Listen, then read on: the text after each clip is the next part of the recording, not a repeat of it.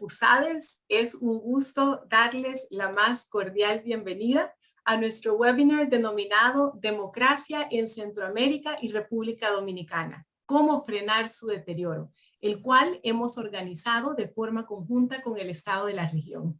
Esta mañana se presentarán los resultados del sexto informe de la región, con énfasis en los temas políticos e institucionales. Y trataremos de responder a preguntas tales como ¿qué hacer para lograr avanzar hacia la consolidación de la democracia en la región? ¿Cuáles son esos factores claves para fortalecer la vigencia efectiva de las libertades y también de los derechos humanos en la región? ¿Qué papel juega la sociedad civil en estos retos que enfrenta nuestra democracia y en especial en El Salvador?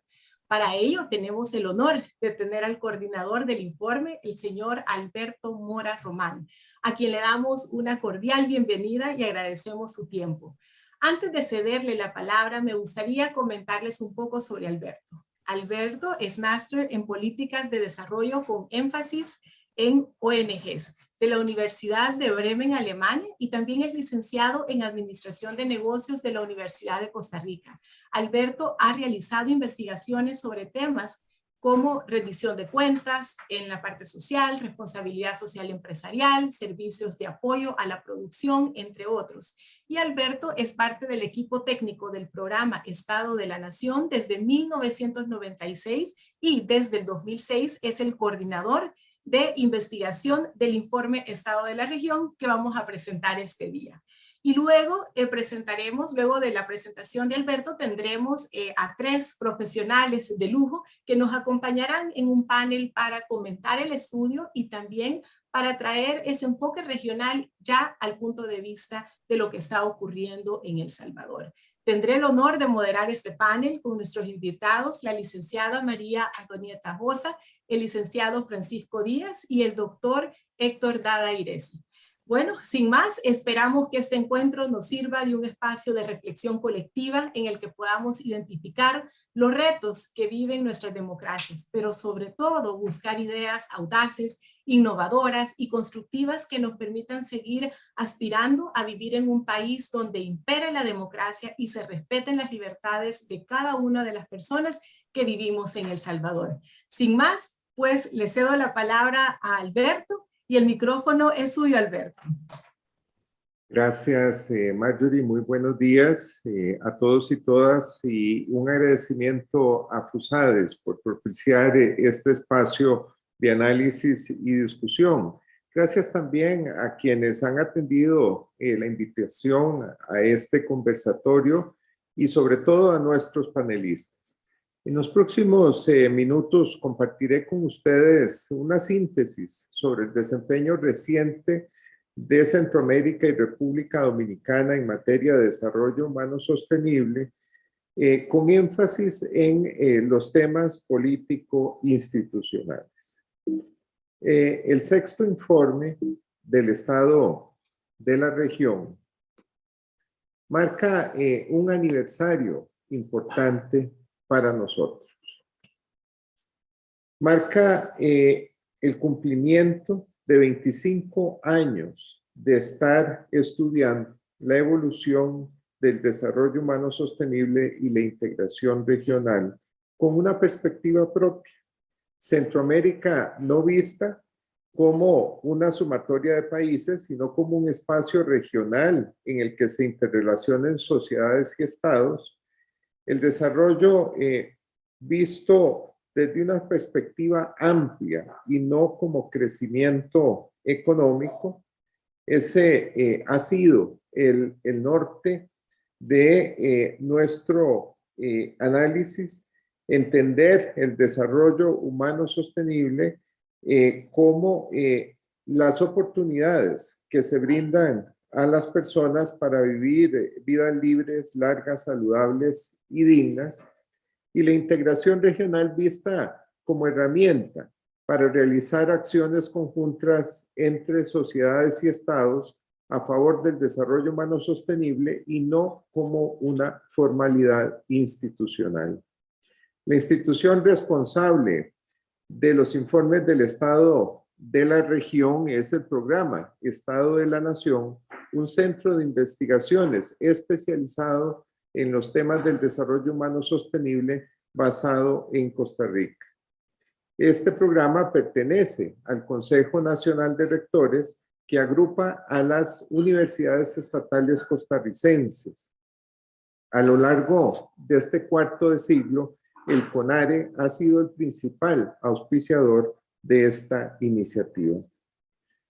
Como es usual en todas las ediciones del Informe Estado de la Región, su preparación no hubiese sido posible sin el apoyo financiero de una red de instituciones. Esta edición fue auspiciada, además del CONARE, por el Banco Centroamericano de Integración Económica, BCIE, y la Unión Europea por medio de su programa ATPECA. A ellos queremos agradecer de manera muy especial. Su apoyo fue indispensable y respetuoso de nuestra independencia editorial. También contamos con la cooperación financiera y técnica de las instituciones y fundaciones que pueden ver en pantalla, con las que pudimos establecer fructíferos lazos de cooperación. A todos agradecemos su apoyo, pero quisiera subrayar que la responsabilidad por los contenidos del informe, sus aportes y sus limitaciones es enteramente del programa Estado de la Nación. Esta plataforma de conocimiento ha sido alimentada por el trabajo de cientos de investigadores, de instituciones en todos los países centroamericanos. La cooperación de decenas de ellos ha permitido la preparación del informe. Es por ello que contamos con una plataforma de datos y análisis que decimos que es desde y para Centroamérica. Y este tipo de iniciativas no se construye desde un solo país.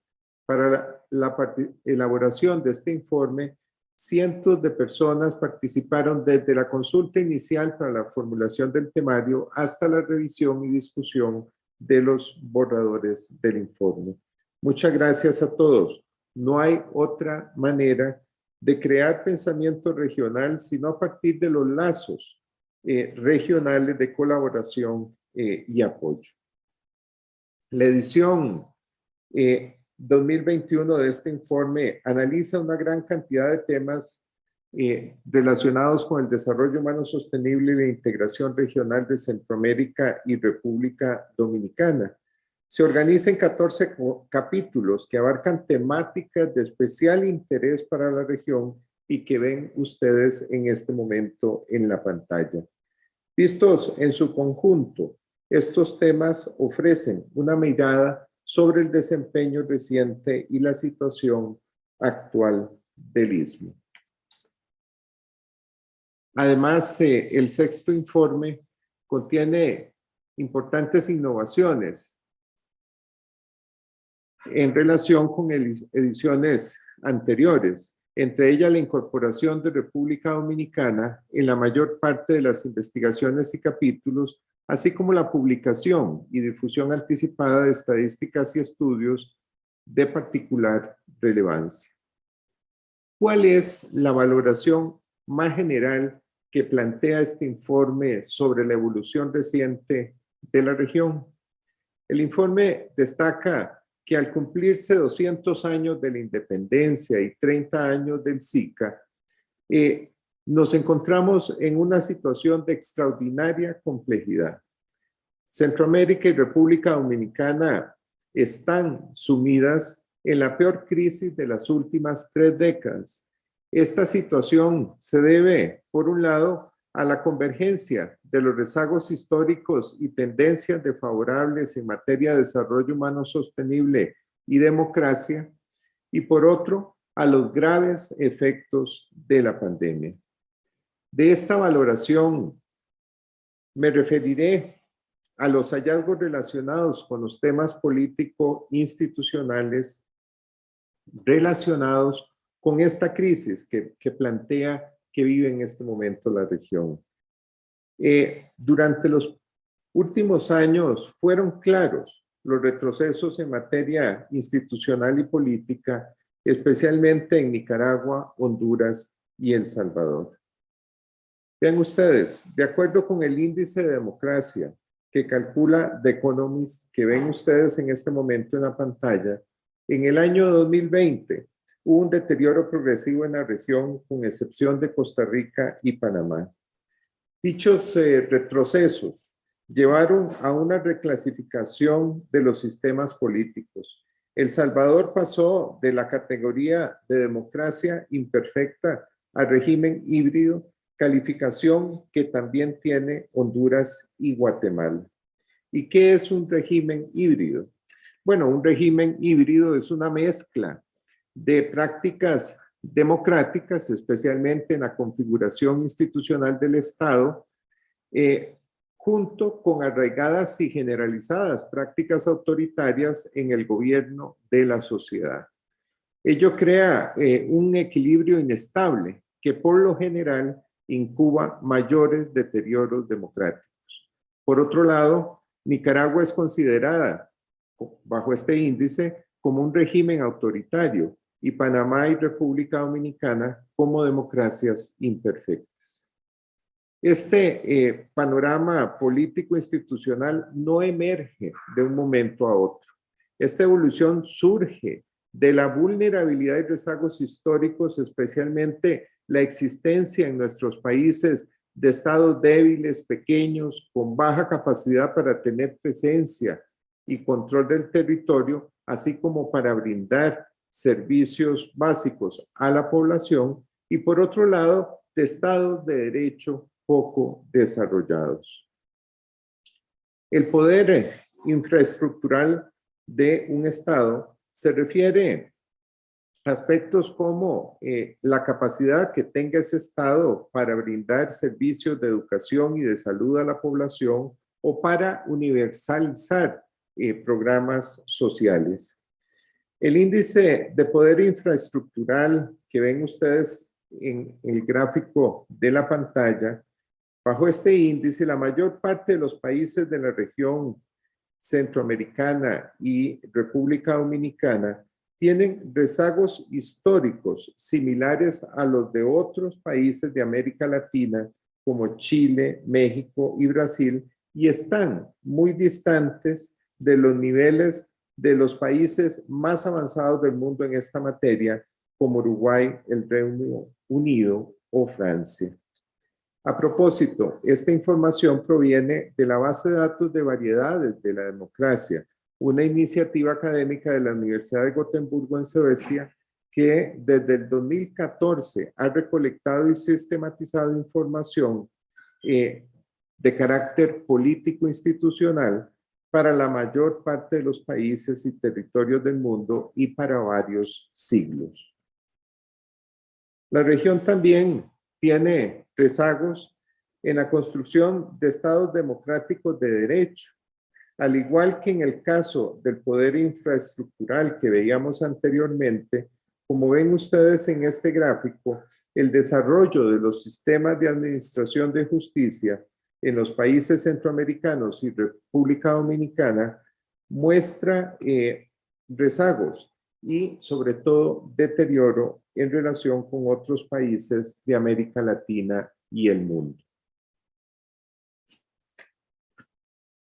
Durante los últimos años, los rezagos históricos descritos, unidos a otros como la falta de arraigo e institucionalización de los partidos políticos, se han agudizado. E incluso hemos visto retrocesos en materia electoral, ámbito en el que nuestras democracias habían alcanzado sus mayores logros desde el cese del autoritarismo y las guerras. Vean ustedes, de acuerdo con el índice de elecciones limpias, también de esta fuente de variedades de la democracia, es claro el retroceso en Honduras y Nicaragua y en menor medida en República Dominicana.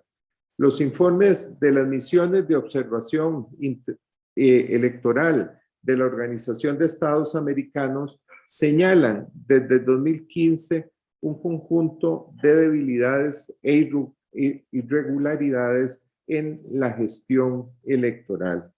Los principales señalamientos tienen que ver con aspectos como las debilidades en el control del financiamiento político, la falta de transparencia e imparcialidad de los procesos, el debilitamiento de la independencia de los tribunales o consejos supremos electorales, la falta de capacitación de los fiscales de mesa que provocan errores en las actas y el conteo de los votos, y la falta de depuración de los padrones electorales, entre otros aspectos. Otra de las tendencias desfavorables en materia institucional y política sobre las que llama la atención el informe es el debilitamiento de la independencia entre los poderes del Estado, especialmente por la inadecuada intromisión del Poder Ejecutivo en el Poder Judicial. De acuerdo con los indicadores de gobernabilidad del Banco Mundial que ven ustedes en este gráfico, el ámbito de Estado de Derecho es el componente peor evaluado en Belice, El Salvador, Guatemala, Honduras y Nicaragua. Este bajo desempeño también se presenta en materia de control de la corrupción, ámbito en el que la región ha tenido problemas crónicos, tal como lo evidencian los recurrentes escándalos que hemos visto en todos los países durante los últimos años. La capacidad de los poderes judiciales para brindar justicia pronta y cumplida e igual para todos se ve limitado por el deterioro de su independencia durante los últimos años, también por el bajo financiamiento de los poderes judiciales. Como ven ustedes en este gráfico, solo en Costa Rica el gasto judicial por habitante supera los $40 al año. Los sistemas de administración de justicia continúan siendo, pues, el eslabón más débil del proceso de construcción de institucionalidad democrática inaugurado con el cese de las guerras y conflictos armados en la región. En este contexto, continuó el fortalecimiento de las Fuerzas Armadas, tendencia sobre la que llamó la atención la edición previa de este informe. Ello es riesgoso para la democracia, porque en la mayor parte de nuestros países no existen las condiciones para garantizar la subordinación del poder militar al poder civil, es decir, a la Constitución, las leyes y la tutela y protección de los derechos humanos.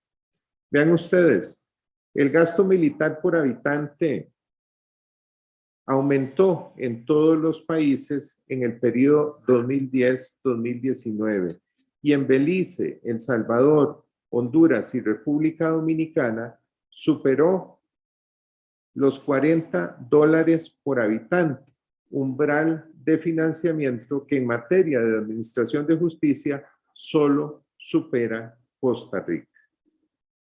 La última tendencia desfavorable sobre la que quisiera llamar la atención en materia institucional y política es que el esfuerzo por democratizar los sistemas políticos no produjo más demócratas en la región. Disminuyó el apoyo a la democracia durante los últimos años. Vean ustedes, durante el presente siglo, en todos los países se dio un incremento en la proporción de personas más escépticas con la democracia, los llamados ambivalentes, parte superior de este gráfico. La excepción fue Honduras.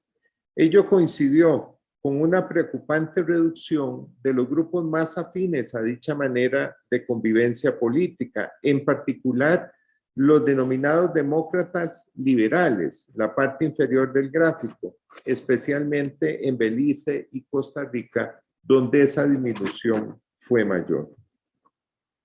En síntesis, el claro retroceso que hemos visto durante los últimos años en materia de democracia y la situación político-institucional de la región tiene que ver, por un lado, con los rezagos históricos, especialmente como señalé, en la incapacidad de superar la crónica debilidad de los estados y el poco desarrollo de los sistemas de administración de justicia, y por otro, las tendencias desfavorables y retrocesos en materia electoral, la erosión de la independencia entre los poderes del Estado, el fortalecimiento de las Fuerzas Armadas y el menor apoyo a la democracia. La pregunta es, ¿qué hacer? ¿Qué hacer ante las regresiones experimentadas en desarrollo humano sostenible y democracia y para remediar el agotamiento político de la integración regional? La gravedad de la evolución reciente y situación actual de la región hace imperativo enfatizar en las implicaciones propositivas de los contenidos de este informe para promover la deliberación y la formulación de políticas basadas en evidencia.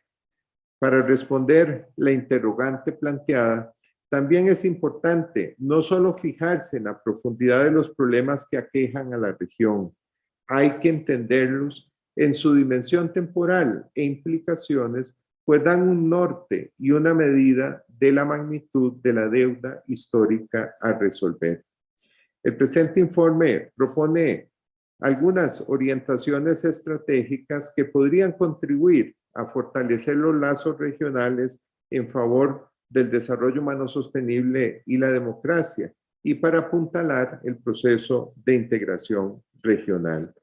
Esas ideas no son, por supuesto, un programa de desarrollo, pero pueden contribuir a generar confianza y a desenredar algunos nudos que nos permitan avanzar. Uno de los aspectos sobre los que llama la atención este informe es fortalecer la sinergia y la incidencia de las sociedades en la promoción del desarrollo humano sostenible y la protección de las libertades democráticas. Ello parte de la premisa de que es ingenuo pedir al poder que reforme al poder y que en la actualidad, además, no es razonable sentarse a esperar que los gobiernos de los Estados miembros del SICA se pongan de acuerdo para reformar, por ejemplo, la integración regional, especialmente cuando varios de ellos experimentan importantes regresiones democráticas e inestabilidad interna.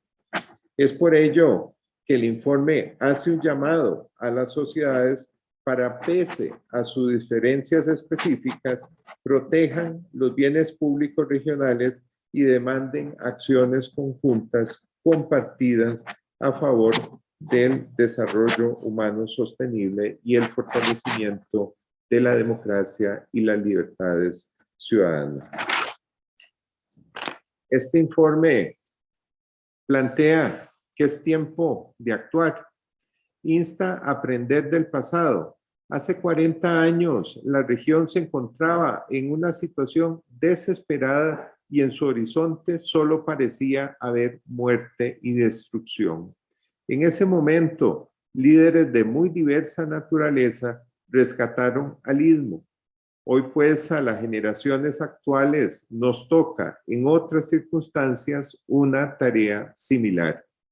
Pese al sombrío panorama y la compleja situación que enfrentamos, la portada de este informe que ven ustedes en este momento en la pantalla llama a no perder la esperanza.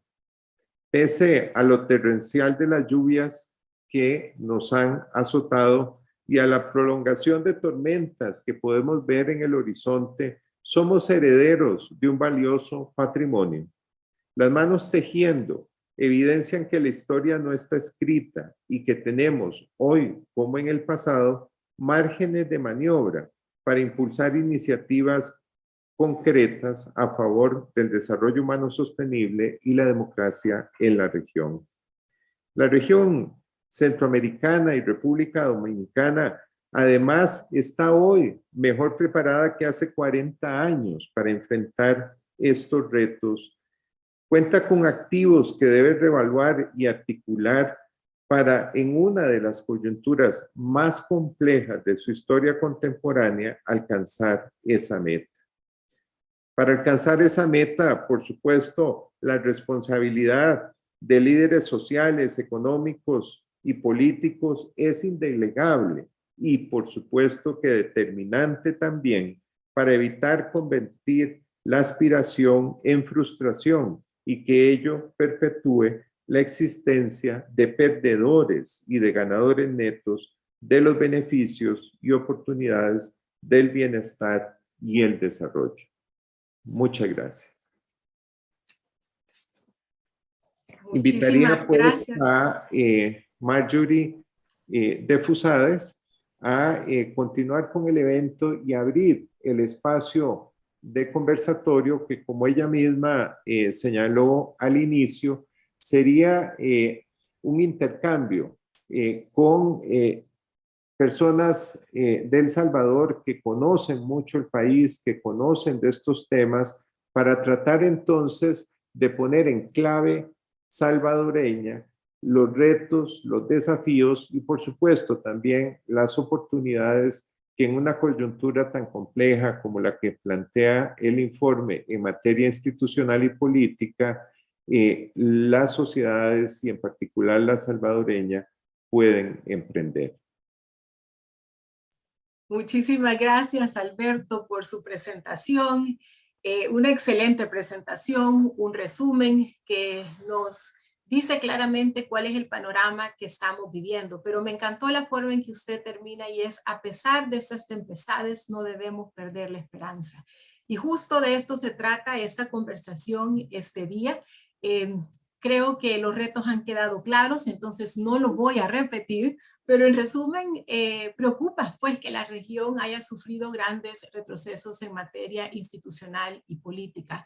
Y con esta antesala que usted nos da, Alberto, yo quisiera pues darle la más cordial bienvenida a nuestros panelistas. Son tres grandes profesionales. Me voy a tomar unos minutitos para presentárselos para quienes no les conocen y luego iniciaremos pues nuestra conversación. Quisiera darle la bienvenida al doctor Dada Iresi, quien es un ingeniero civil y economista. Él ha sido profesor universitario y también investigador y ha sido un político activo. Fue profesor universitario de la Universidad UCA y la Universidad Iberoamericana de México. También ha sido investigador del CESTEM de México y consultor de INTAL y de diversas otras organizaciones. Y fue funcionario de la CEPAL también en México. Asimismo, el doctor Dada fue diputado en varias ocasiones y miembro de la Junta de Gobierno en 1980 y fue ministro de Relaciones Exteriores, de Planificación y de Economía en diferentes tiempos. Así que muy bienvenido, doctor Dada Iresi. Ahora leeré también las hojas de vida de nuestra invitada, la licenciada María Antonieta Josa. La licenciada Josa es abogada del despacho Parada Josa, asesora de la Facultad de Jurisprudencia y Ciencias Sociales de la Universidad Salvadoreña Alberto Maferrer y es consultora individual de proyectos de cooperación internacional. Recordamos que también se desempeñó como presidenta del Consejo Nacional de la Judicatura para el periodo 2016 al 2021 en representación de las universidades privadas de El Salvador. Y posee estudios de posgrado de la Universidad de Salamanca es máster en políticas anticorrupción en el año 2020 y tiene otros estudios especializados. Así que bienvenida, licenciada Josa, un gusto tenerla aquí también. Y luego nuestro tercer invitado es el licenciado Francisco Díaz, que es un abogado graduado de la Universidad de El Salvador y ha dedicado la mayor parte de su vida profesional al trabajo en derechos humanos y administración de justicia y fundó en 1988 y dirigió hasta 1999 la Fundación de Estudios para la Aplicación de Derecho. También, a propuesta del gremio de abogados, fue miembro del Consejo Nacional de la Judicatura por el periodo de 1999 al 2001 y ha sido consultor internacional tanto en derechos humanos como en administración de justicia en diversas agencias. Y su última responsabilidad fue como superintendente de competencia de 2011 a 2018. Así que con esto, pues, muy bienvenidos a todos y vamos a iniciar pues nuestra conversación. Así que por ese medio, pues vamos a empezar con la licenciada Josa, haciéndole una pregunta, luego de lo que muy bien nos señalaba Alberto. Licenciada, ¿cuáles son esos factores estructurales de largo plazo que usted considera que están asociados al deterioro político institucional que ha tenido la región, y en particular en el caso de El Salvador, durante estos últimos años y que nos han llevado a la situación que vivimos actualmente? Adelante. Buenos días a todos y a todas, a los participantes y a ustedes, compañeros panelistas, Alberto Mora, Marjorie. Antes que nada, pues agradecerles la invitación que me hicieran a participar en este conversatorio sobre el informe del estado de la región. Y con relación a la pregunta que usted plantea, que es una pregunta generadora precisamente de este conversatorio, pues antes que nada yo quisiera tomarme un par de casi que minutitos destacando que nosotros debemos de tener, y creo que tenemos claro, que la democracia siempre ha sido un proceso en construcción. Hemos tenido tanto avances y obviamente retrocesos. Y enfocar ese deterioro en precisamente señales claras de ese deterioro. Las reformas constitucionales del año 91 y 94, después de los acuerdos de paz, entre los acuerdos de paz, marcaron realmente un inicio hacia la construcción de nuestra democracia. El reconocimiento y protección de los derechos humanos a través de la creación de la Procuraduría para la Defensa de los Derechos Humanos, del mismo Consejo Nacional de la Judicatura, el fortalecimiento a todas las instituciones y en particular la desmilitarización de lo que son los cuerpos de seguridad con la creación de la Policía Nacional Civil. En determinado momento de nuestra historia, nuestro país, El Salvador, fue considerado el más polarizado de América Latina, y así lo determinan muchos de los estudios. Fue dificultosa la cooperación, ¿verdad? No solamente interinstitucional, interorgánica, sino que también habían demasiadas críticas hacia la Asamblea Legislativa, y sin embargo no se reflejó un rechazo de parte de la población en general hacia la democracia.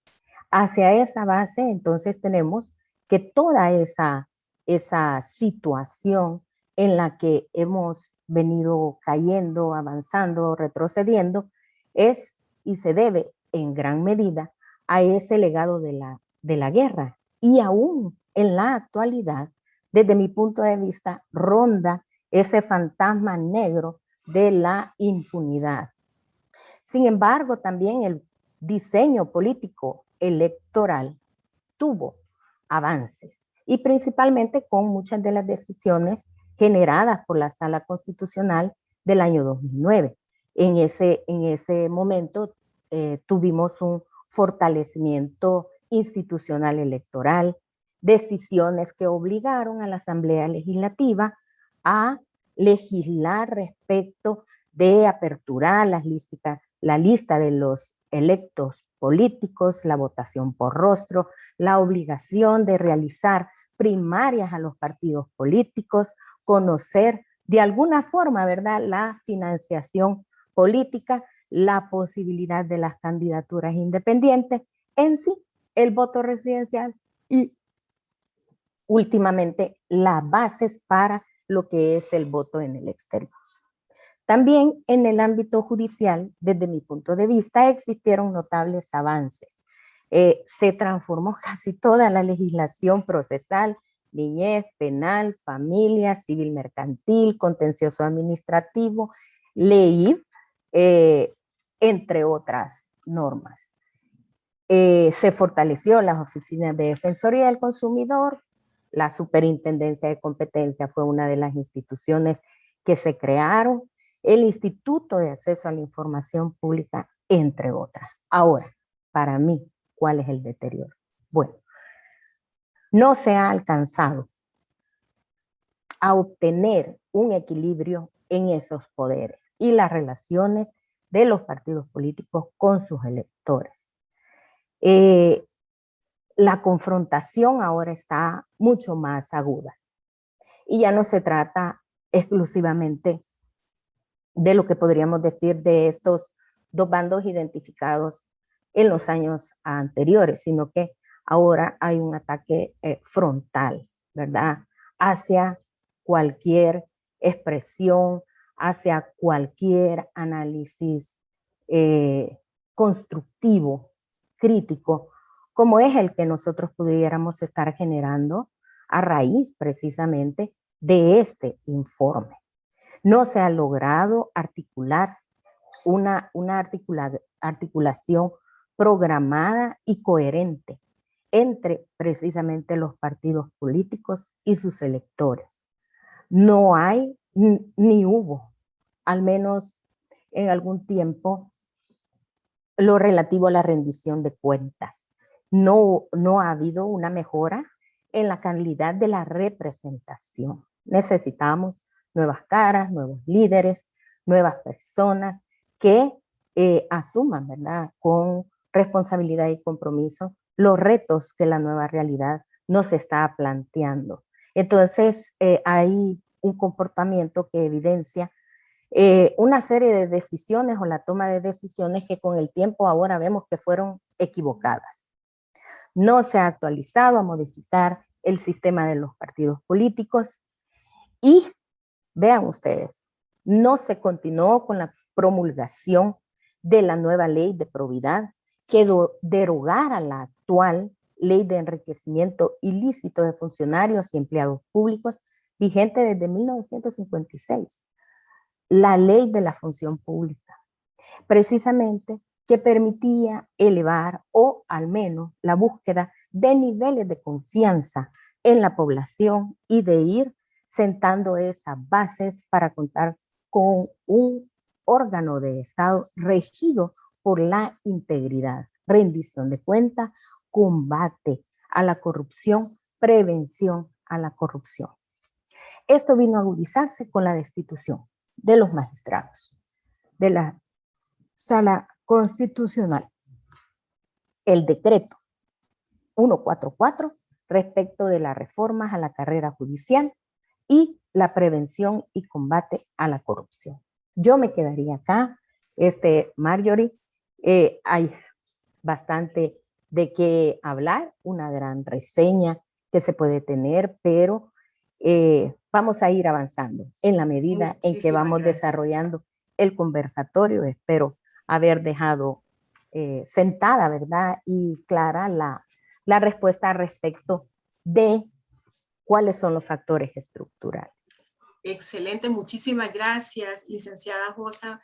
Creo que nos deja muy claros sus puntos importantes, también el recorrido que nos ha hecho sobre las razones por las cuales hemos tenido este deterioro e interesante también que la democracia, usted lo dice que es un proceso en construcción.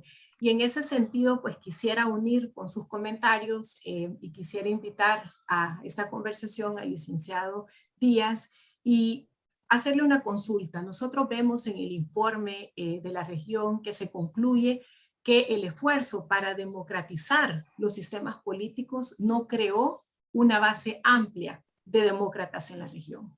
La pregunta sería, ¿por qué cree usted que mucha gente no aprecia la democracia o por qué la democracia no ha logrado entregar los servicios públicos que la gente espera y necesita? Entonces, quisiéramos oír sus comentarios y también si quisiera abonar a lo que ya señalaba la licenciada Josa, también bienvenidos sus comentarios. Adelante, licenciado Díaz. Su micrófono nada más, por favor.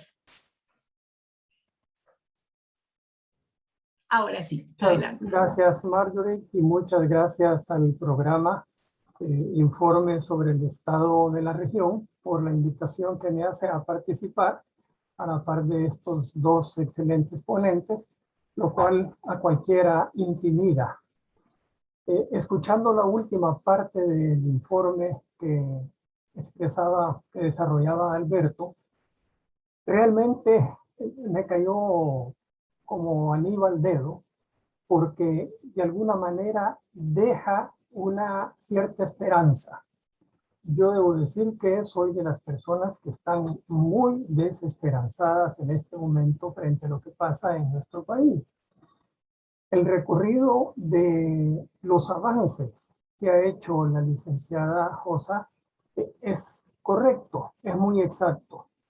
Sin embargo, y aquí retomando la pregunta que usted me hace, estas dos preguntas parecerían un juego de palabras, porque la segunda pregunta responde a la primera. Dice la primera, ¿por qué mucha gente no aprecia la democracia? Y dice la segunda, ¿por qué la democracia no ha logrado entregar los servicios públicos que la gente espera? Bueno, yo diría que la gente no aprecia la democracia precisamente porque esta democracia no ha sido capaz de entregarle los servicios que necesitaba. Repito, el recorrido que ha hecho la licenciada Josa es muy preciso, pero teniendo en cuenta todo eso, nunca pudimos, y me incluyo porque fui una parte de los actores, ya sea como funcionario público o como un civil desde otras instituciones, nunca pudimos entrarle a esos problemas de fondo que tiene la sociedad, que tiene la gente, para resolver sus necesidades. Entonces, creo yo que por ahí está el problema medular. Yo quiero citar en esta ocasión palabras de alguien muy cercano al doctor Dada, precisamente. Palabras de Carlos Dada, el director de El Faro, cuando recientemente acudió a Barcelona a recibir a nombre del periódico el premio Antoni Traviera de Casa América en Cataluña. Carlos, a quien conozco prácticamente desde su niñez, es uno de los intelectuales más agudos que tenemos actualmente y uno de los periodistas más valientes. Por eso cito sus palabras porque tienen una autoridad excepcional. Él dice, refiriéndose justamente al problema, o mejor dicho, al fenómeno del triunfo, por una parte, y de la popularidad que conserva el presidente Bukele, no obstante todo el deterioro democrático que hemos visto en estos últimos 2 años. Carlos dice, podemos aquí elucubrar muchas respuestas parciales, pero todas, a mi parecer, llevan a la misma cuestión. La democracia no es más que una palabra vacía para quienes viven en situaciones límite, agobiados por la pobreza y la falta de seguridad. Para quienes viven, por ejemplo, en comunidades controladas por pandillas o grupos de crimen organizado a las que no llega el Estado, la democracia no tiene ningún valor si no es capaz de resolver sus necesidades vitales. Y agrega algo que es todavía más delicado. No es justo ni aceptable exigir a quienes tienen la vida ocupada en sobrevivir que ejerzan una posición crítica frente al poder. Y digo que esto es más delicado porque una gran parte de la población salvadoreña, si no su mayoría, vive precisamente ocupada en sobrevivir. Entonces, es difícil a personas que están en esa situación pedirles un nivel de mayor conciencia, de comprensión de valores y de instituciones como las que a nosotros nos ocupan en este momento. Ahora, para mí, esta cruda realidad nos plantea 2 cuestiones de fondo. La primera es redefinir qué entendemos por democracia, superar el concepto de democracia liberal, que es el que hasta el momento domina, digamos, y sustituirlo por uno más comprensivo, que a falta de más capacidad intelectual yo simplemente denomino democracia económico-social, es decir, aquella que vaya a la igualdad, no solamente política, sino económica, de oportunidades, etc. Ese es para mí uno de los la primera cuestión de fondo. La segunda es todavía quizás más complicada, que es llegar al fondo de las razones políticas y económicas que precisamente no han permitido resolver las necesidades vitales de la población. Y aquí, acudiendo a una autoridad indiscutible como la de Joseph Stiglitz, cito de su artículo El fin del neoliberalismo y el renacimiento de la historia, publicado el 4 de noviembre del 2019, lo siguiente: la pérdida simultánea de confianza en el neoliberalismo y en la democracia no es coincidencia o mera correlación. El neoliberalismo lleva 40 años debilitando la democracia. La forma de globalización prescrita por el neoliberalismo dejó a individuos y a sociedades enteras incapacitados de controlar una parte importante de su propio destino. Esto último me parece una afirmación realmente terrible. Dejó a individuos y a sociedades enteras incapacitadas de controlar una parte importante de su propio destino. En nuestro país, lo sabemos perfectamente, el modelo se implantó bajo el nombre del Consenso de Washington y se implantó punto a punto. Hemos sido un ejemplo en ese sentido. Entonces creo que en este momento hace falta una reflexión social, y cuando digo social aquí me refiero a los distintos elementos de la sociedad, no solo aquellos sectores intelectuales o académicos o políticos que han sido o hemos sido críticos de la realidad, sino también a los sectores empresariales que han estado a la cabeza de nuestras sociedades para hacer una revisión en profundidad de cuáles fueron las medidas económicas que se adoptaron justamente a partir de la firma de los acuerdos de paz. Yo he llegado a decir que impulsar todo este proyecto fue posible gracias a la estabilidad política que generaron los acuerdos de paz. Entonces creo que ha llegado el momento de revisar esa historia económica de El Salvador, profundizar en ella, ver qué cosas se pueden modificar y al mismo tiempo trabajar desde luego en los valores puramente democráticos. Héctor Dada, que está acá con nosotros, muchas veces ha dicho es que no se puede construir democracia sin demócratas. Y lo que resultó de la guerra realmente no era un jardín de demócratas, ¿verdad? Ahora, tal vez después de esta reflexión y de esta experiencia de 30 años, pues podamos reiniciar esta siembra de democracia. Gracias, Mario, y me quedo hasta ahí. Excelente, muchísimas gracias por sus comentarios. Usted trae un elemento muy importante a la conversación y es cómo garantizar de que esta nueva reflexión social incluya a los diferentes actores, especialmente a los más vulnerables. Creo que es algo importante y en ese sentido pues vamos a aprovechar todo el conocimiento del doctor Dada Iresi y obviamente voy a hacerle una pregunta, pero también me gustaría pues escuchar sus reflexiones sobre esto que ya nos decía el licenciado Díaz.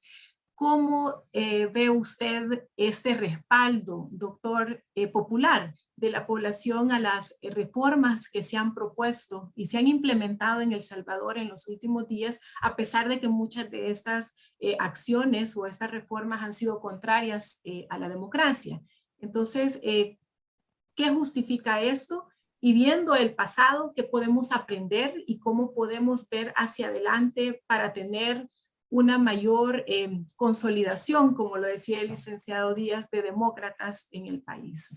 Adelante. Gracias, Marjorie. Quisiera comenzar por agradecer tanto al Estado de la región como a FUSADES, primero que hayan organizado este foro, que me parece importante, y segundo que nos hayan distinguido con estar presentes aquí a quienes estamos y a mí personalmente poder compartir con la licenciada y con el licenciado, mi buen amigo Francisco Díaz, esta conversación. Quisiera partir de que realmente estamos en una situación, como dice el capítulo sobre democracia del informe del Estado de la Región, que brillantemente expuso resumidamente Alberto, como siempre lo hace Alberto. La democracia no solo en El Salvador tiene una tendencia al deterioro. En este momento la democracia tiene una tendencia al deterioro en buena parte del mundo y, como lo dice Joseph Stiglitz, en buena parte se debe no solo a su incapacidad de resolver los problemas de mucha gente, sino que además la democracia requiere mucha institucionalidad del Estado y el neoliberalismo debilitó la institucionalidad del Estado. No me quisiera meter más en lo que dijo Chico, que me tienta como economista, porque la pregunta que me han hecho es más bien en el terreno de la política, en el buen sentido de la palabra, que como lo voy a repetir varias veces posiblemente en el evento, quizás una de las tragedias más grandes es que política se ha confundido con las malas acciones. Se pasó de la politiquería, de definir eso como politiquería, a definirlo como política, cuando la política debería ser una de las acciones más nobles que puede realizar el ser humano. Y quisiera decir además que el informe del Estado de la Región, yo que soy miembro de ese grupo de personas, entre ellos algunas personalidades, hasta expresidentes, ¿verdad?, que somos miembros del Comité Asesor del Estado de la Región, que me da mucho gusto, me honra. El informe del Estado de la Región se hizo antes de las últimas barbaridades contra la Constitución y la democracia que hizo la familia Bukele y los venezolanos que ejercen realmente el control del gobierno. Porque hay que decir claramente de qué se trata. En este momento, en el país tenemos un autoritarismo familiar acompañado de venezolanos supuestamente demócratas que ejercen el control de todo el aparato del Estado y que están por encima de los ministros, que es una de las rupturas de la institucionalidad más grande que hay en el país. Entrando a la respuesta a la pregunta que se me hizo, que creo que tengo la obligación de responderla, Marjorie, a pesar de que, como digo, me siento muy tentado de entrar en otros temas. La pregunta tiene algo con lo que no estoy de acuerdo. Dice, ¿cómo se evidencia el respaldo popular de la población a las reformas propuestas e implementadas en El Salvador? Yo no creo que hay respaldo a las reformas propuestas. Primero, las promesas hechas por el actual presidente en la campaña, por las que votó la gente, fueron la consolidación de la democracia. Más bien criticó a los gobiernos a los que llamó los mismos de siempre, a pesar de que él es parte de los mismos de siempre, por no respetar la independencia de poderes, dijo. Porque eran gobiernos corruptos, porque eran gobiernos que no le daban participación a la gente, porque eran gobiernos que no le daban cuenta del uso de los fondos a la gente. Comparemos las promesas que hizo el presidente con sus realizaciones, que son todo lo contrario. Pero en el fondo, en el diseño que los venezolanos hicieron de la campaña del presidente Bukele, y reitero, son los venezolanos del Grupo Vanguardia Popular, del que algunos gobiernos llaman presidente provisional de Venezuela, Juan Guaidó, enemigo de Chávez, ¿verdad? Lo que más explotaron estos señores fue la insatisfacción de la población por las deudas que dejaron los gobiernos anteriores en el sentido de que no cumplieron sus promesas. Partieron de las apuestas perdidas del neoliberalismo aplicado por Arena. Recordemos que cuando comenzó el proyecto neoliberal, por cierto, muy acompañado por Fusades, para ser correctos en la historia, en el año 1986 lanzó todo el concepto del neoliberalismo como la solución al Salvador y que se volvió un fanatismo ideológico impresionante, del cual sufrió mucho la CEPAL, de la que yo formaba parte, cuando decíamos, no, esta es una locura en países que van a salir de la guerra. Recordemos que dijeron los de Arena que en el periodo del presidente Cristiani se iban a producir 700,000 empleos, que no aparecieron nunca. Después, en el segundo gobierno, redujimos a 400,000 empleos, que dijo el señor ministro de Economía, Manuel Enrique Heinz. No se produjeron. El neoliberalismo generó crecimiento económico, pero aumentó la disparidad en el país y debilitó el Estado. Pero el FMLN fue incapaz políticamente, en el sentido de que nunca pudo tener el poder suficiente para reformar el sistema económico y consolidar el Estado como garante de la democracia, o no tuvo la visión para hacerlo o no tuvo la voluntad. A pesar de haber sido parte de un gobierno del FMLN, nunca tuve claro eso, por más que lo discutí con funcionarios de gobierno. No podemos negar que el FMLN tomó medidas que disminuyeron de manera muy importante la pobreza. Creo que disminuyó cerca de 20%, no tengo las cifras aquí a la mano, pero mantuvieron lo esencial del modelo y no integraron nunca a la gente al proceso como actores, sino como receptores. Lo que dijo la licenciada Josa, nunca clarificaron su relación con sus propios electores. A partir de ello, el candidato se mostró como el vengador de las demandas insatisfechas, de los resentimientos de los ciudadanos a los políticos. Se le dibujaba como el constructor de una democracia plena con justicia social. La postura esta tiene un antecedente que no lo debemos negar y hay que tomarlo en cuenta, que hace bastante tiempo, y no solo en el país, hay una crítica constante a la política, que es lo que decía antes, que se le ha confundido con una actividad inmoral.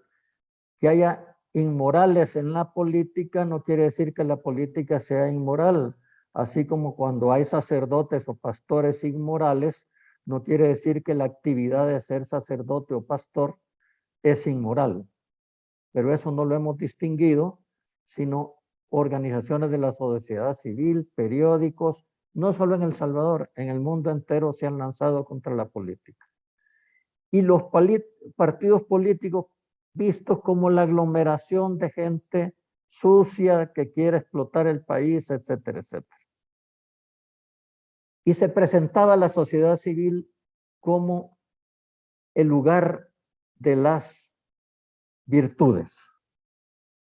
O sea, si uno quería ser virtuoso, había que estar en la sociedad civil, no en los partidos.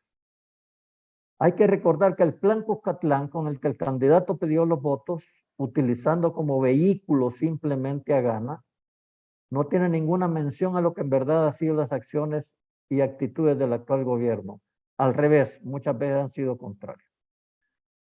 Los ciudadanos más bien han respaldado lo hecho como la realización de la venganza, olvidando que tanto el presidente como su familia, reitero, han pertenecido a los mismos de siempre. Hay que recordar que fueron parte del FMLN y así gobernaron, y se beneficiaron de los gobiernos del FMLN y de las estructuras que montó el partido con Alba Petróleos, lo que no debemos recordar, no debemos olvidar. Fue uno de los grandes beneficiarios de los créditos de Alba Petróleos. La gente que está con el gobierno no piensa en la destrucción de la democracia, sino en la venganza con quienes no satisfacieron sus aspiraciones. La democracia está fuera del contexto porque siente, como dijo Chico, que no le satisface sus aspiraciones. Citando a mi hijo, lamentablemente, y no voy a criticar a mi hijo en público, ni a favor ni en contra.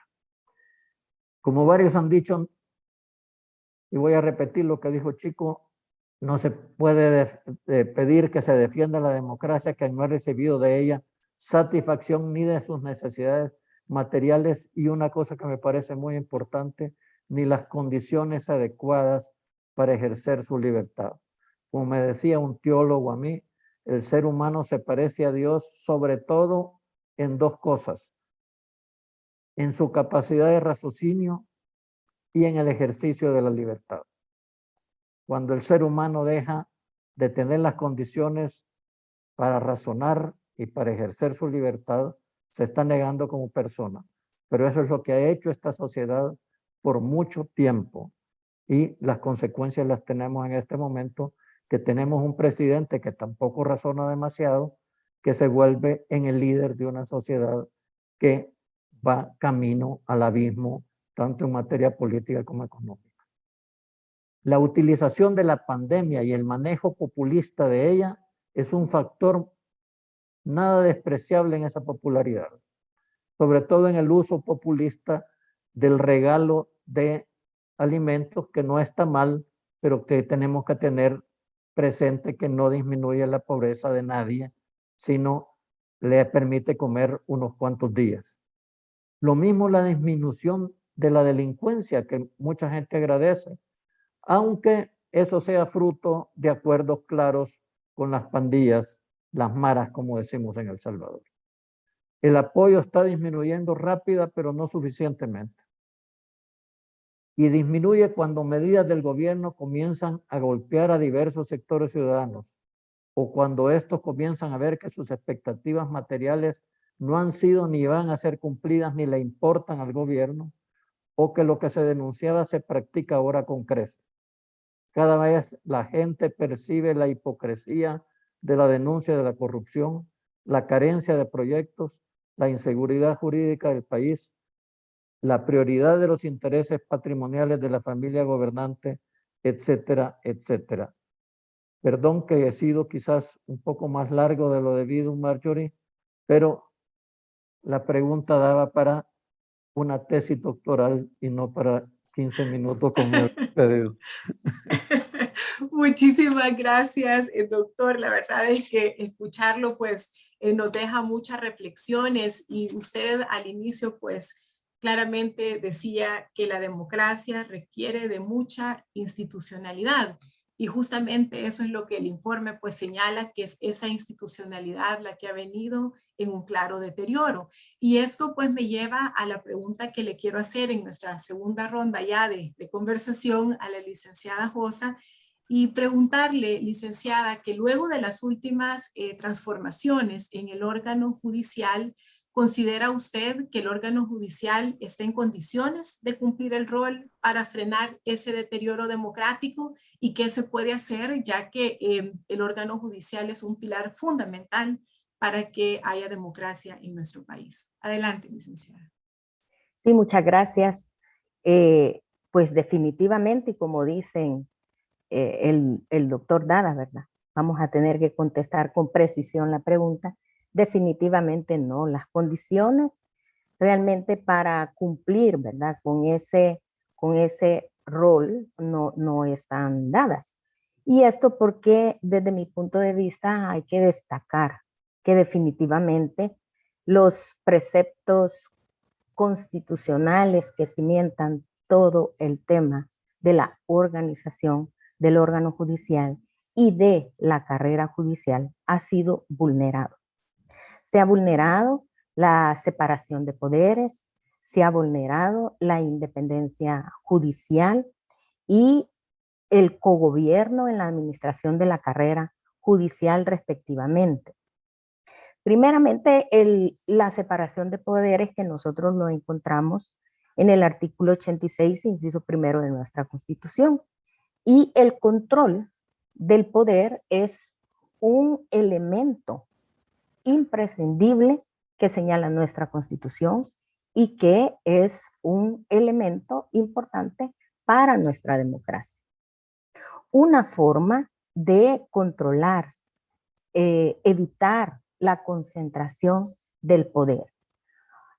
Por eso mismo voy a citar que en el artículo 16 de la Declaración de los Derechos del Hombre y del Ciudadano, que emana de la Revolución Francesa del año 1789, se establece que una sociedad en que la garantía de los derechos no esté asegurada ni la separación de poderes determinada no tiene constitución.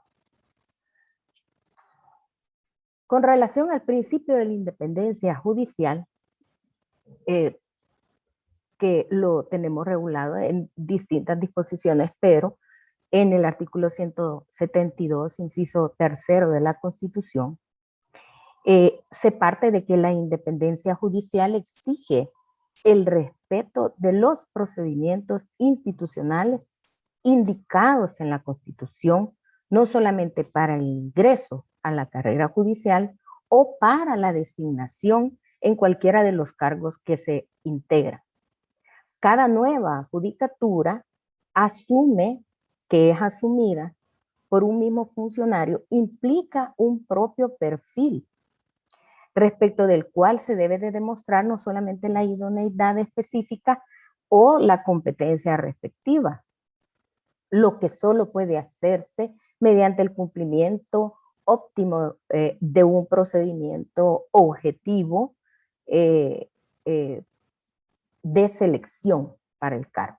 Pero si ustedes ven el artículo 5 en particular de esa reforma que ordena los traslados y las disposiciones transitorias del artículo 9, se refiere a las razones de conveniencia calificadas por la Corte. Primeramente, se dispone que las personas, los funcionarios judiciales que lleguen a la edad de 60 años cesan de pleno derecho. Una vulneración a lo que es su propia dignidad. La dignidad del juez ha sido, desde mi punto de vista, vulnerada porque no se siguió un procedimiento previo para poder llegar a esa jubilación. Ahora, confiemos que los que se han retirado, porque yo lo comentaba en determinado momento que recibí varias llamadas de juezas, jueces, magistrados, que me indicaban pues de que teniendo la edad no podían quedar a disposición, porque el epíteto, ¿verdad?, que se había dado, al menos en las discusiones que se dieron para la toma de decisión de la aprobación de ese decreto, pues fueron basados no solamente por la edad, sino también por las señales o los señalamientos de corrupción. Cuestiones que para muchos de los funcionarios judiciales, pues atentó no solamente la forma, sino también el trato que se dio con la vigencia de este decreto. Y máxime que se habla de que este decreto tiene una disposición transitoria, pero nosotros sabemos que en nuestro país las disposiciones transitorias de las leyes se vuelven perpetuas prácticamente. Desde mi punto de vista, este ha sido el preámbulo o la preparación que se tiene para una futura reforma constitucional, porque en la Constitución o en las reformas constitucionales que se están planteando, ya se trae, ¿verdad?, que el Consejo Nacional de la Judicatura pasará a formar parte de lo que es el órgano judicial y que tiene delimitadas sus funciones. Entonces estamos hablando de un cambio ¿verdad? Estructural en todo lo que ha sido el diseño y todo lo que es el principio de cogobierno en la administración de la carrera judicial establecido en el artículo 187, inciso primero de nuestra Constitución. En estas condiciones se reducen las garantías de la independencia judicial, porque los nuevos funcionarios, quierase o no, quedarían sujetos a influencias indebidas derivadas del ejercicio discrecional de la misma designación que se haga, sin el respaldo de un procedimiento institucional que verifique esas competencias técnicas y méritos.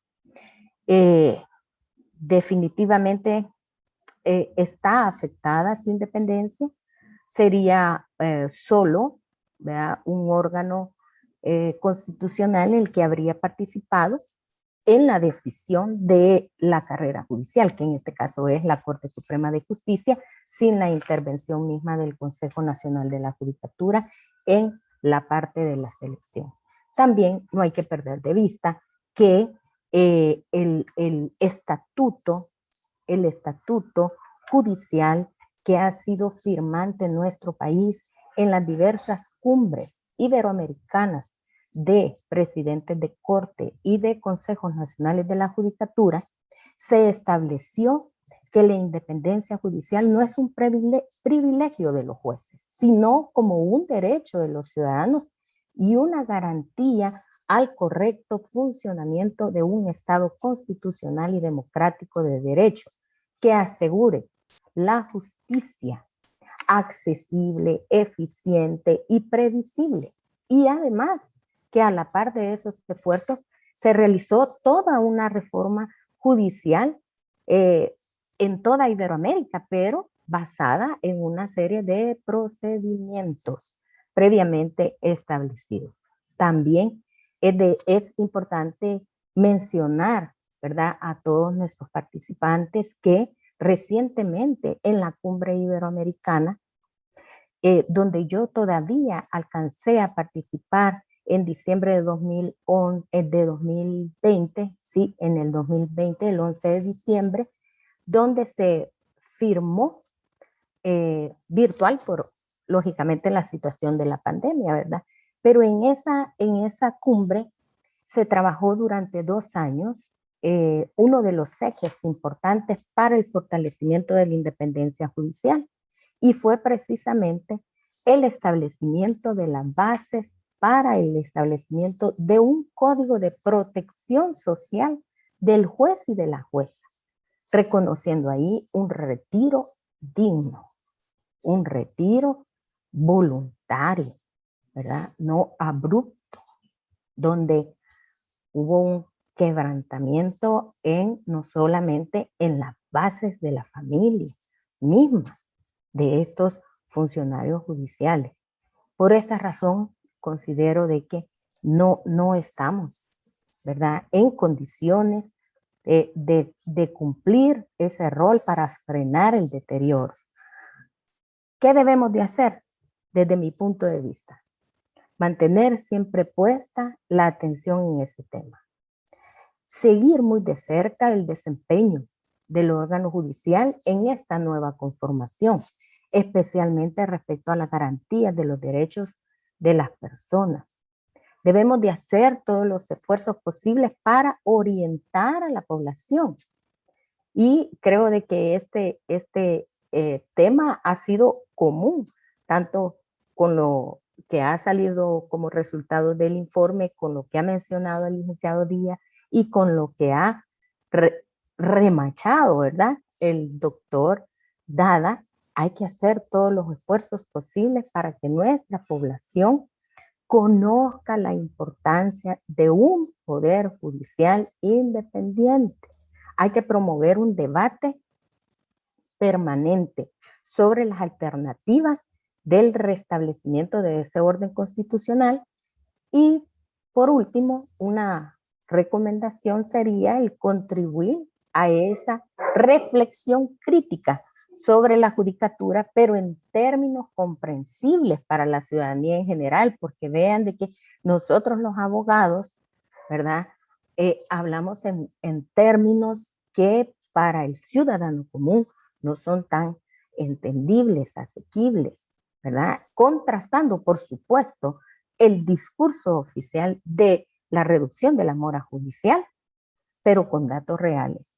Si nosotros no tenemos esa comparación en que ahora la administración de justicia es más eficiente y efectiva con los cambios que se han dado, de acuerdo al discurso que se dice, y no lo confrontamos con una información real, no vamos a poder tener ese dato, digamos, cuantitativo y cualificativo de la administración de justicia.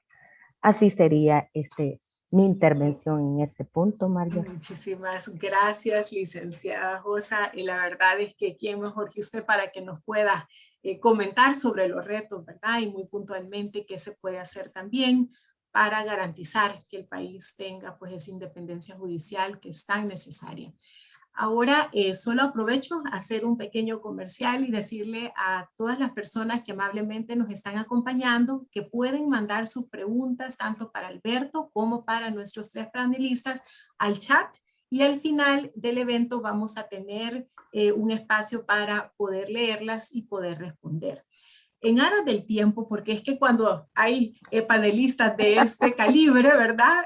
Tenemos que aprovechar todo su conocimiento, pero queremos lograr las 3 rondas, porque la última pregunta es bien importante también para nosotros aquí en El Salvador, pues queremos pedirles que en las 2 otras preguntitas que le haga al licenciado Díaz y al doctor Dadairesi, si podemos responder en unos 3 o 4 minutitos.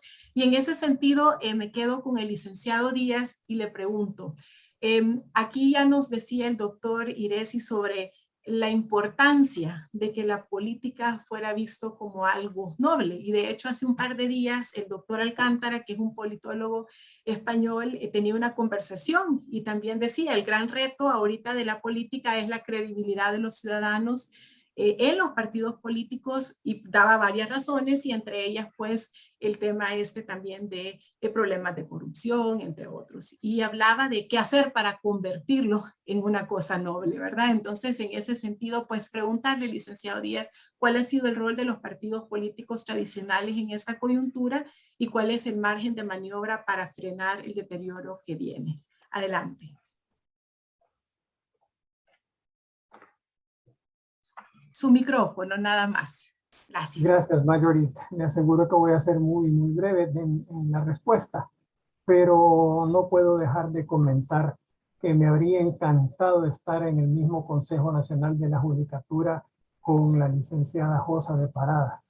Creo que habríamos hecho una dupla que habría impulsado muchísimas transformaciones en cuanto a los procedimientos y a toda la actividad judicial. Tal vez en algún momento la vida nos da esa oportunidad, licenciada. Un gusto, será un gusto para mí, un honor compartir. Mire, con relación a la pregunta sobre el rol de los partidos políticos, recién se dio el resultado de las elecciones del 2019. El análisis de los partidos era el análisis tradicional en torno a las características de los candidatos, que si este era bueno o el otro era malo, o que si de los 2 posibles se escogió al que menos oportunidades tenía, y que eso debilitó al partido y que dividió al partido, y que la estrategia electoral del uno fue mala, pero la estrategia electoral del otro fue bueno. En fin, no se salía del mismo tipo de análisis puramente electorero. Yo recuerdo que fui invitado a un evento del Instituto Libertad donde planteé, miren señores, no es así la cosa. El resultado de esto es el fruto del fracaso económico de Arena, que como lo explicaba ya Héctor antes, ofreció empleos, ofreció incremento del bienestar, y un fracaso económico y político del FMLN, que no solo ofreció eso, sino también ofreció inclusión social y participación, etc. Entonces, Esa frustración es la que se expresa en este resultado. Pero había entonces una especie de negacionismo. No se quería aceptar esa realidad. Ahora, demos un solo salto para responder también brevemente. No veo que los partidos tradicionales tengan ninguna capacidad en este momento para contribuir a una recuperación del ambiente democrático y, en fin, de las instituciones. Los tradicionales, y me refiero a los dos que estuvieron en el poder en los últimos 30 años, aparte de que están obviamente divididos, están sumamente debilitados y me parece que la sociedad sigue sin darles ninguna credibilidad. Entonces, en ellos francamente veo muy poca posibilidad de contribución. Pienso en los nuevos partidos, de entre los cuales también hay algunos que están situados más a la izquierda, más al centro o más a la derecha.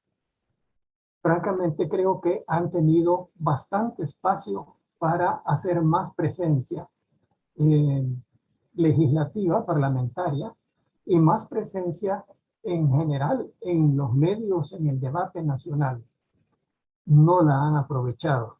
Entonces creo que tampoco están contribuyendo mayormente o muy poco a el propósito de recuperación de las instituciones democráticas.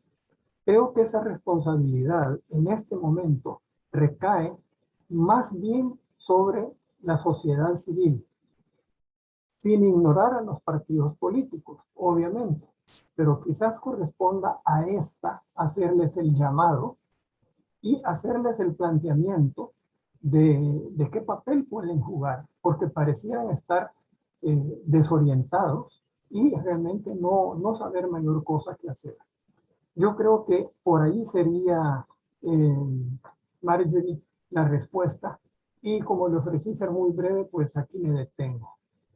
Muchísimas gracias y gracias también por la brevedad, pero sobre todo por la contundencia. Y luego me quedo con la otra preguntita para el doctor Dada, antes de entrar a nuestra pregunta final. Decirle, doctor Dada Iresi, que a la luz del año 2024, en el cual habrá un evento nacional importante donde van a concurrir elecciones presidenciales, legislativas y municipales, ¿cómo considera usted que se encuentra el sistema político en El Salvador y si los salvadoreños realmente tienen credibilidad en el sistema político? Adelante. Su micrófono, por favor. Gracias. Perdón, no, voy a tratar de ser muy breve, casi irresponsablemente breve, porque si el tema de nuevo da para mucho. Yo quisiera reiterar sobre lo que dijo Chico Díaz, reiterar lo que dijo Chico, me parece importante porque hay que recordar que los partidos políticos son piezas fundamentales del sistema político. Son los encargados primordiales del diálogo, de las diversas concepciones sobre cómo construir desarrollo en el sentido pleno de la palabra desarrollo en la sociedad. Y tenemos a los dos grandes partidos de oposición, grandes entre comillas, totalmente disminuidos en su votación, pero no solo eso, sino drenados importantemente de muchos de sus cuadros hacia el gobierno, lamentablemente no siempre los mejores, ¿verdad? El gobierno que denuncia los mismos de siempre, si uno comienza a revisar quiénes son los funcionarios o los asesores o los propagandistas del gobierno, uno encontrará a miembros, sobre todo de estos dos grandes partidos. Los viejos partidos diferentes a Arena y al FMLN están sometidos a la más absoluta irrelevancia y lógicamente a un proceso o de desaparición o de adhesión incondicional al gobierno, o sea que son poco relevantes. En la próxima pregunta quizás podemos hablar más de esto. pero sí respondemos a las instituciones y a las actitudes que responden a la necesidad de tener reglas claras para la competencia política que deben ser respetadas por la sociedad. Eso andamos realmente en la calle de la amargura, para decir una frase popular. Los países que tienen institucionalizada la democracia no necesitan tener árbitros independientes, ¿verdad?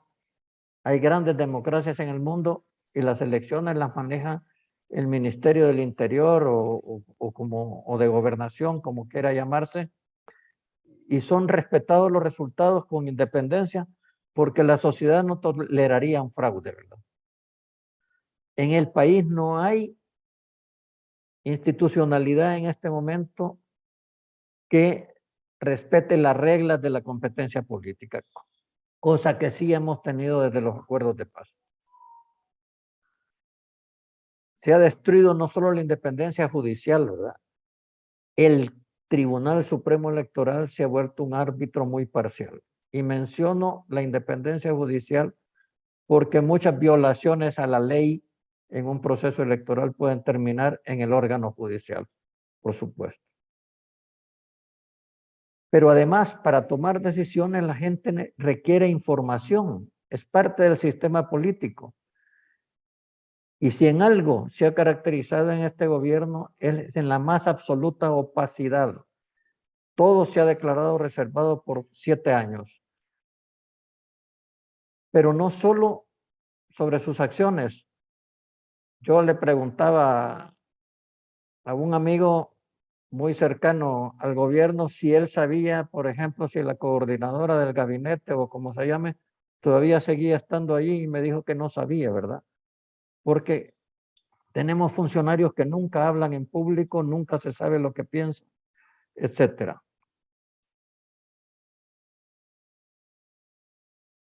Las organizaciones de la sociedad civil, que también forman parte, y refiero a las organizaciones, no a las ONGs, estoy hablando de la sociedad civil organizada, que son parte del sistema social, pero son actores en el sistema político. Siempre que critiquen cualquier cosa, son consideradas enemigas del gobierno y se usa toda la fuerza posible, hasta la calumnia, para callarlas y destruirlas. No tenemos, en ese sentido, un sistema político que respete la libertad de opinión de los ciudadanos, que es parte del sistema político. Y siguiendo con esta brevedad irresponsable, es notoria la utilización del aparato del Estado cooptado por la familia gobernante para poner la balanza a su favor en la competencia política. No solo se han construido desde el Estado, por supuesto con recursos públicos, un aparato de propaganda. El panfleto ese que se llama Diario El Salvador es un ejemplo nada más. Lo que se ha convertido el Canal 10 es otro ejemplo importante, o la Radio Nacional, sino también se ha construido un sistema de difamación en el que participan los diputados, algunos publicistas del gobierno, algunos ex altos funcionarios de Arena que se han dedicado al sistema de difamación pública, que dificultan a mucha gente sostener su independencia y su espíritu crítico. Voy a terminar aquí porque ya me pasé del tiempo, y yo diría muy rápidamente, porque con eso ejemplifico todo, que estamos siguiendo el guión de la familia Ortega Murillo, solo que con mucha mayor velocidad que lo que la familia Ortega Murillo ha actuado. Y uno de los ejes fundamentales de la acción de la familia Ortega Murillo ha sido destruir absolutamente el sistema político de Nicaragua. Muchas gracias, Marjorie. Muchas gracias a usted, doctor Dadairesi. Creo que su intervención ha sido, no obstante breve, muy ilustradora de lo que estamos viviendo en el país. Y eso me lleva a la tercera pregunta, que va a ser una para los tres. Me gustaría que en el orden que hemos estado participando, inicie la licenciada Josa, luego el licenciado Díaz y luego daríamos la palabra nuevamente al doctor Dada. Lamento reiterar que deben ser respuestas cortas, pero es bien importante para nosotros luego de escucharlo, doctor. ¿Qué hacemos entonces para frenar y revertir el deterioro? Sabemos que ya la radiografía de lo que está viviendo la región y El Salvador está hecha, pero creo que todos como parte de una sociedad comprometida, ¿qué podemos en este panel dejarle a las personas que nos están escuchando en una reflexión para frenar, revertir y construir algo mejor hacia adelante? Adelante, licenciada Josa. Bueno, la pregunta número 3 se refiere a que la manifestación durante las últimas semanas en contra de las medidas tomadas por el gobierno hizo un llamado de atención claro de parte de un grupo importante de la población. ¿Cómo canalizar políticamente esta acción para la búsqueda de acuerdos y el restablecimiento del orden constitucional del país? La pregunta, como es bien puntual voy a contestar y desde mi punto de vista cómo se debe canalizar políticamente las manifestaciones. Tomen en cuenta de que no soy una política en sí misma, ¿verdad? No he participado en ninguna de nada que tenga que ver con la política partidaria, pero sí, lógicamente, ¿verdad? He estado en una institución que su naturaleza, pues también, desde el punto de vista de la Constitución, ¿verdad? Es una institución que está orientada de alguna forma por las políticas públicas. Desde mi punto de vista, debemos de mantener y proteger el enfoque ciudadano y reivindicativo plural, el aglutinador de diversos temas de las manifestaciones, en el sentido pues de que las manifestaciones de lo que yo he visto, lo he visto en los medios de comunicación, uno se puede formar una idea clara de lo que está pasando y desde mi punto de vista sí debemos de proteger ese enfoque ciudadano y reivindicativo de todos los temas. Promover la información real sobre el alcance y los objetivos concretos de esas manifestaciones. Porque con eso se va a contrarrestar las narrativas que descalifican y que estigmatizan dichas acciones ciudadanas. Es decir, de que debe de quedar claro cuál es el objetivo. Porque también se han dado situaciones donde, ¿verdad?, se presta para descalificar o para estigmatizar a las acciones de la ciudadanía. He conocido de personas que nunca han estado metidas en política, ni mucho menos, y han participado. Y les puedo asegurar que hay muchas personas que aunque no vayan a las marchas, porque no pueden, porque diversas razones, están en esa línea. Una tercera recomendación: consolidar una plataforma común, amplia y pluralista que integre los reclamos ciudadanos a favor de la democracia y del orden constitucional. Y una última recomendación sería el de enlazar o conectar todas estas iniciativas con instancias o proyectos de cooperación internacional que apoyen los esfuerzos de la sociedad civil en pro del fortalecimiento institucional y en la defensa de los sistemas democráticos. Y quizás acá sería importante, y voy a citar al licenciado Francisco Díaz cuando dice y habla de esta nueva democracia. Quizás este sea un espacio, ¿verdad?, que nos pudiera a través de la cooperación internacional, entrar a ese debate, a esa construcción, pero con acciones, ¿verdad?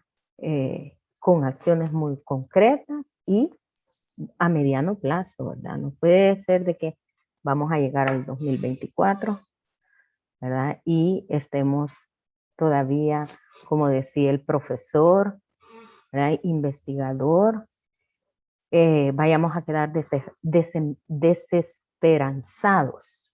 No, ¿verdad? Debemos de estar muy optimistas y que de alguna forma, pues cada quien de donde esté pueda aportar positivamente para nuestro país, ¿verdad? No es una cuestión destructiva, crítica, no, es una posición, ¿verdad?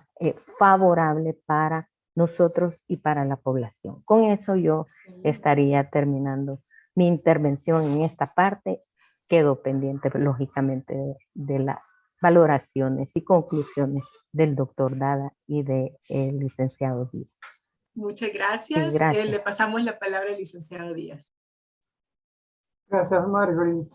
Yo debo decir que soy una de las personas que ha estado muy sorprendida de ver personas de sectores sociales realmente disímiles participando en estas manifestaciones, en estas marchas. Me ha sorprendido la claridad política de algunos sectores que no hubiera imaginado yo, porque han sido siempre muy radicales y muy dogmáticos. Pero también me ha sorprendido la claridad política de otras personas que jamás me hubiera esperado ver en una de estas manifestaciones y que están ahí porque o se ha destrozado la independencia judicial o el sistema político electoral. Ahora, tratando de puntualizar la respuesta, yo creo que hacen falta dos cosas. Una es aceptar la más amplia concepción, es decir, tal vez lo digo al revés, buscar una plataforma mínima en la que podamos estar de acuerdo todos para poder articular a los diferentes grupos que se han manifestado. De hecho, ya se trabaja en eso.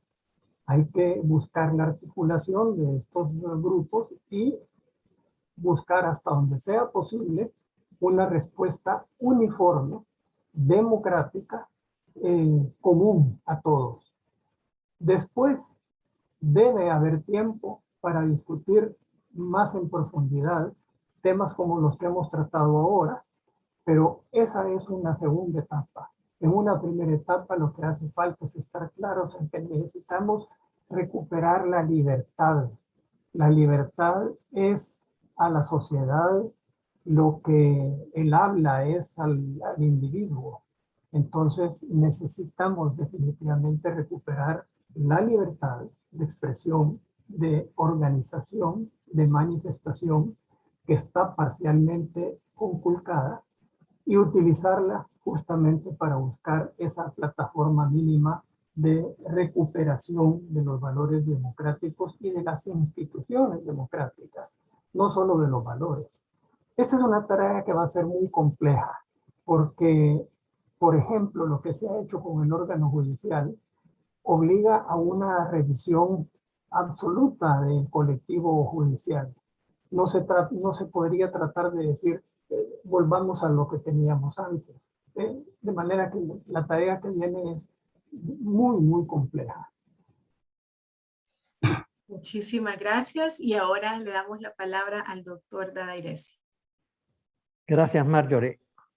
Primero, Marjorie, yo creo que lo que debe buscarse es que cada ciudadano, cada ciudadana se convenzan que ciudadano es sinónimo de político. La ciudadanía es una categoría política. Es el derecho que nos da llegar a una cierta edad para participar en las decisiones de cómo se maneja el país. Y eso es la política. Entonces, todos los ciudadanos somos políticos. No hay ningún ciudadano que pueda decir que no es político. La abstención de participar en las decisiones es una forma de decidir políticamente. Segundo, como decía Chico, es muy importante que personas de criterios políticos diferentes, conscientes o inconscientes, hayan coincidido en marchar juntas con la idea de defender un sistema político democrático.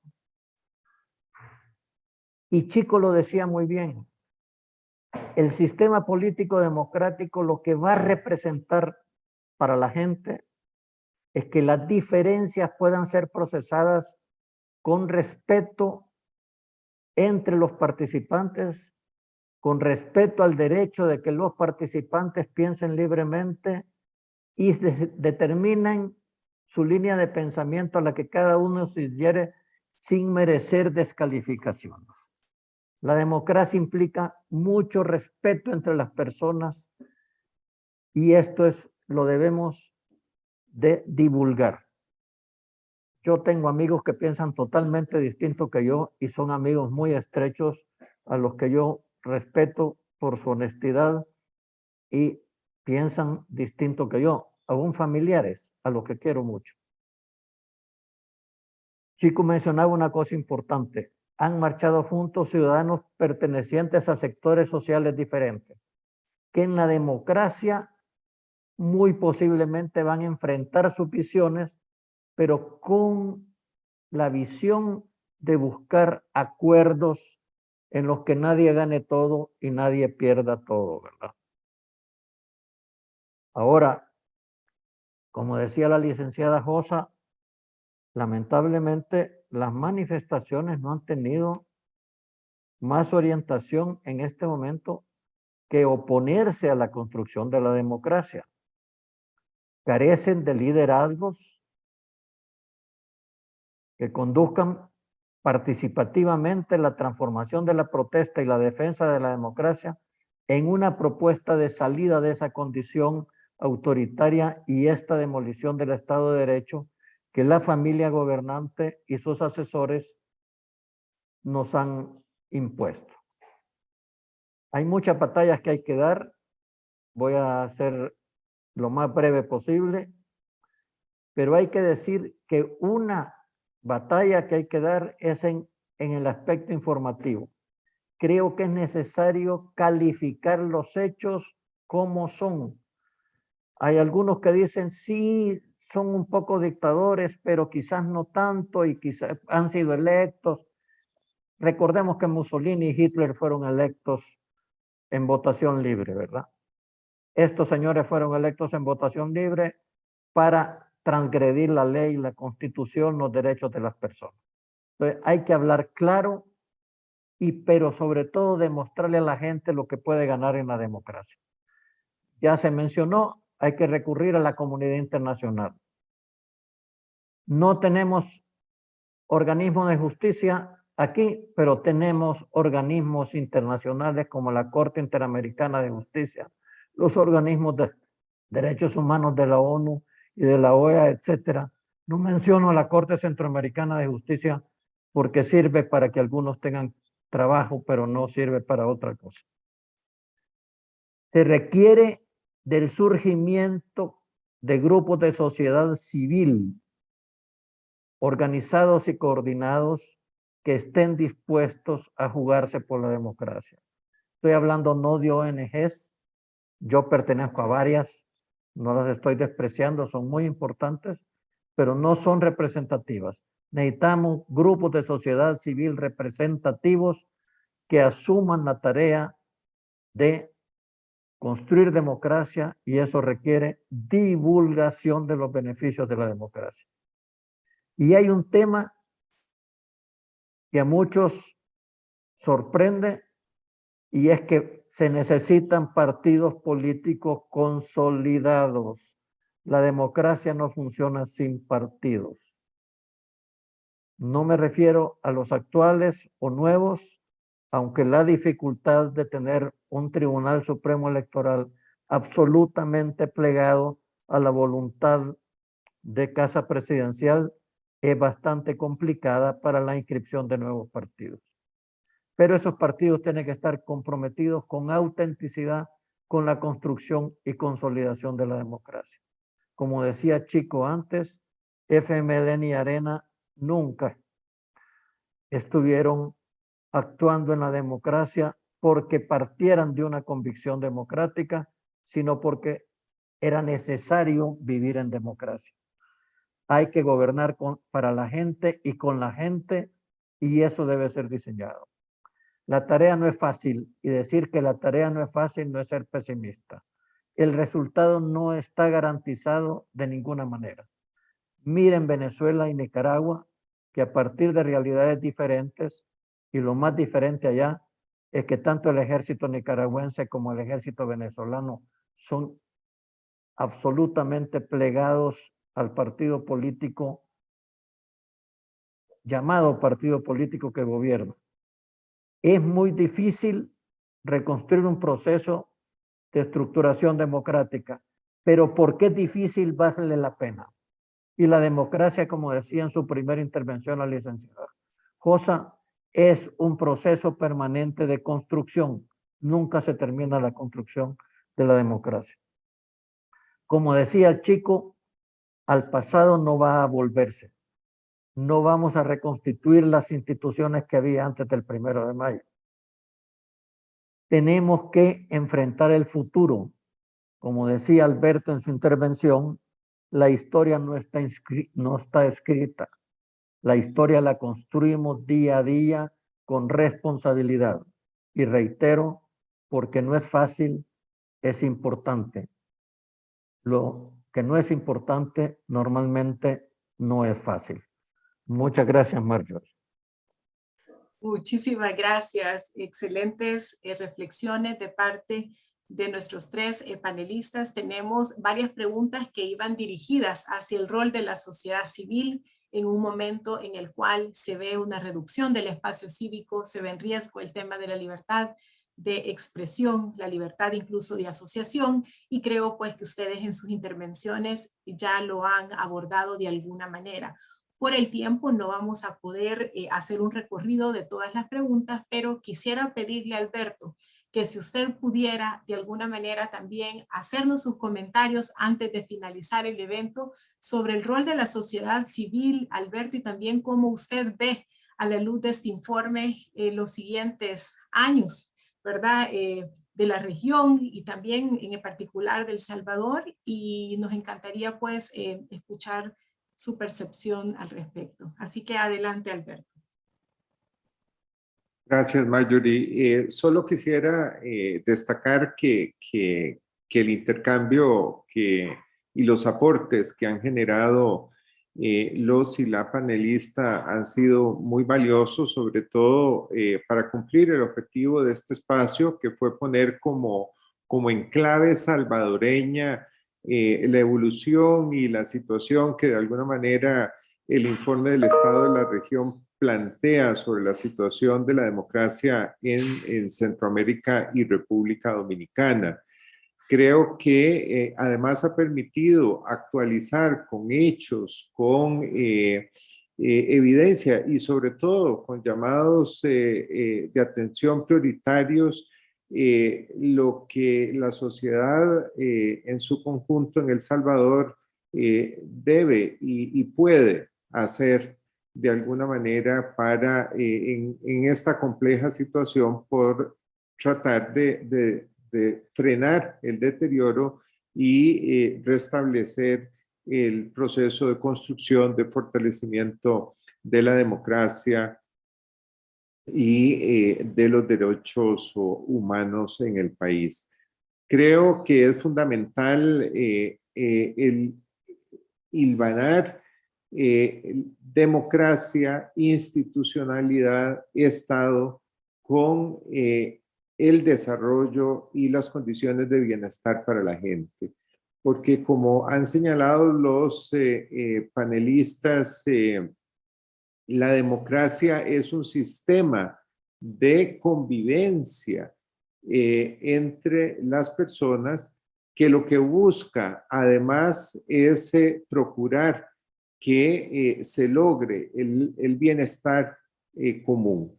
Y en la medida en que ese bienestar y esas expectativas y necesidades de las personas no son atendidas y no son atendidas de manera oportuna, la democracia como sistema está erosionándose porque no está logrando dar respuesta a esas necesidades y esas expectativas, que además cambian en el tiempo y que además quienes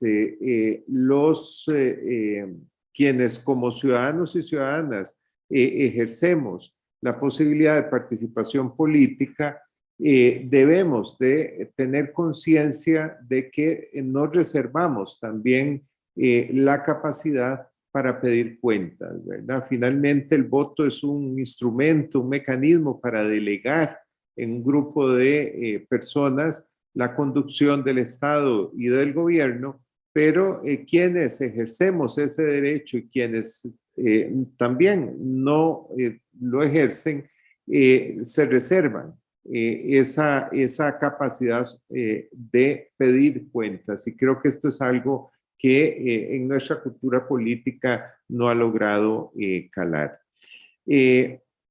Quisiera reiterar de nuevo el agradecimiento a FUSADES, a nuestros panelistas, a nuestra panelista y a vos, Marjorie, por haber aceptado la iniciativa de organizar este espacio. Y quisiera nada más concluir mencionando que en todos los países de la región existen ya ejemplares impresos del informe y del resumen del informe, y que quienes quisieran pues poder tener un documento impreso, aunque los textos completos del informe, de las investigaciones y bases de datos están en nuestro sitio web, quienes puedan tener interés de obtener un ejemplar impreso pueden acudir, en el caso de El Salvador, por ejemplo, a Flaxo, a la Secretaría General del SICA, el programa ATPECA, y también a Fundaungo para pues solicitar un documento. De nuevo, muchas gracias y muy buenos días. Muchísimas gracias, Alberto. Gracias. Me sumo también a su agradecimiento a la licenciada Josa, doctor Dada Iresi, licenciado Francisco Díaz. Para mí ha sido un oasis escucharlos y gracias por haber también dejado ideas de lo que se puede hacer de aquí en adelante. Creo que todo el evento ha sido muy importante, pero el hecho de saber que tenemos todavía una luz de esperanza, creo que eso es lo que le da aún más valor a este foro. Y solo termino pues agradeciendo en nombre del Estado de la región y de FUSADES por habernos acompañado, a todas las personas que estuvieron estas casi 2 horas con nosotros. Muchísimas gracias, lo valoramos. Y recordar, algo que me gustó mucho es que hablamos aquí de obligaciones, hablamos aquí de retos, de oportunidades, pero quisiera destacar el tema de obligaciones. Como sociedad tenemos la obligación de participar, debemos de exigir rendición de cuentas. Y para aquellos que somos padres de familia, también tenemos que exigirlo aún doblemente para que las nuevas generaciones puedan tener un país donde se respeten las libertades y puedan también tener una democracia que responda a las necesidades que tenemos en el siglo XXI. Así que muchísimas gracias y bendiciones para todos y especialmente también para nuestro país. Así que tengan un feliz día y un gusto que nos hayan acompañado.